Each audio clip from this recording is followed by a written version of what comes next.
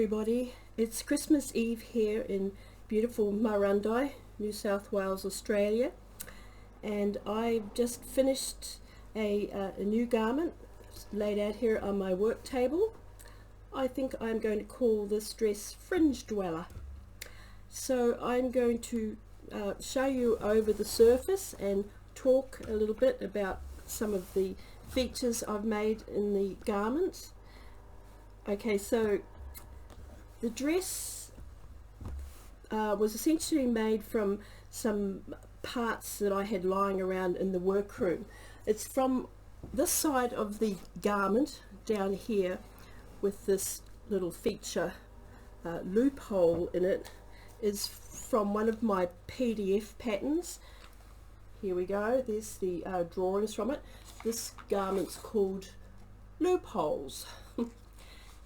So I had some bits and pieces from when I had been developing this pattern laying around here in the workroom, and this lovely side of the front I had made out of some linen, and I have busted it out of where it was hiding in my great stacks of stuff and decided I'm going to make it into this garment.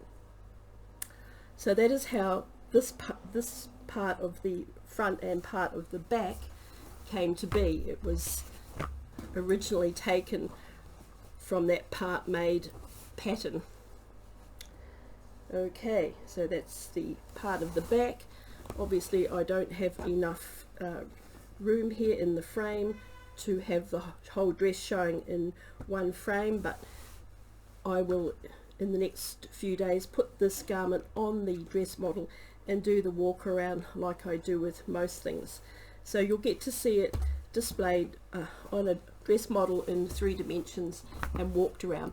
But at the moment I'm just going to talk you through a few of the little features I used here.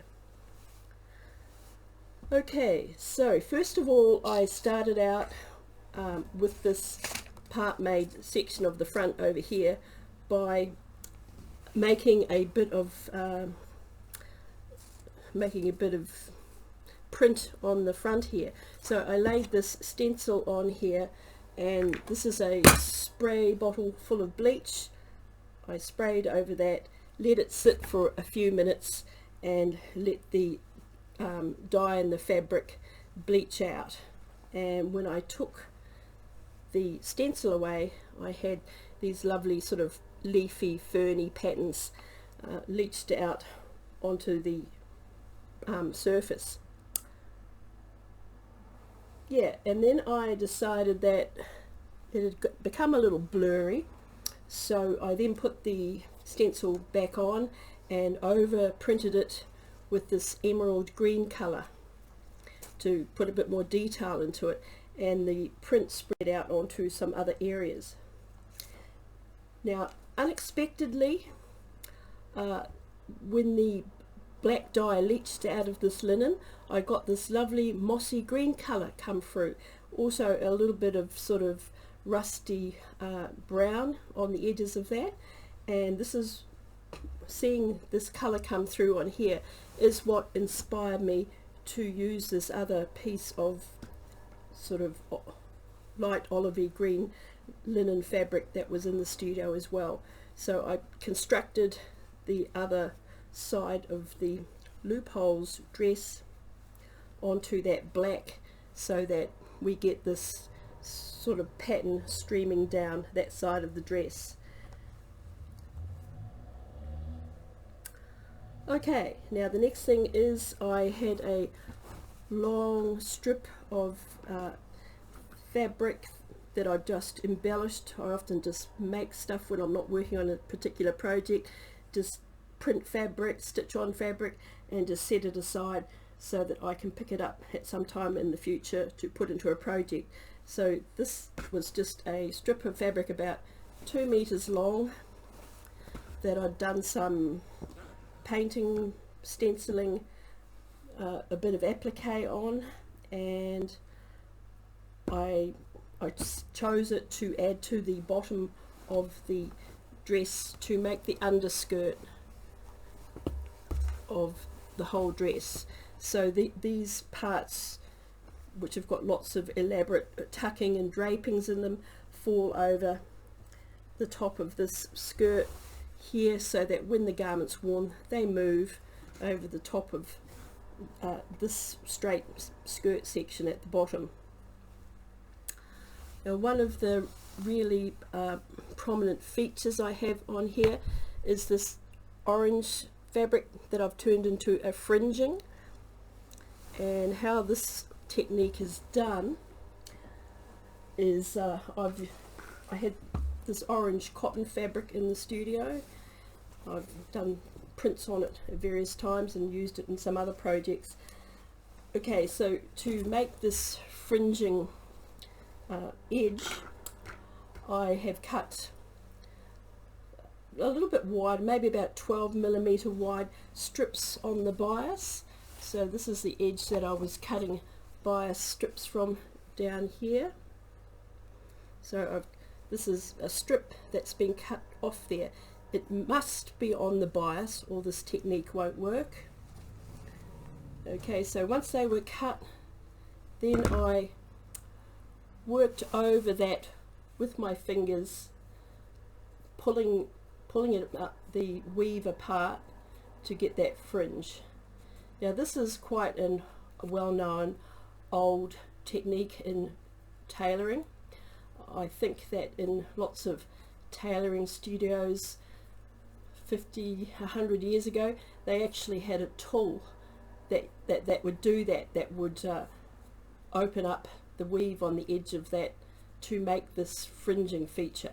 And you can see, although that edge has fringed up like that, no fibre, no loose fibre is going to fall out of that. The top portion of that tape is going to stay together like that. It's not going to shred, and the fringe isn't going to fall out.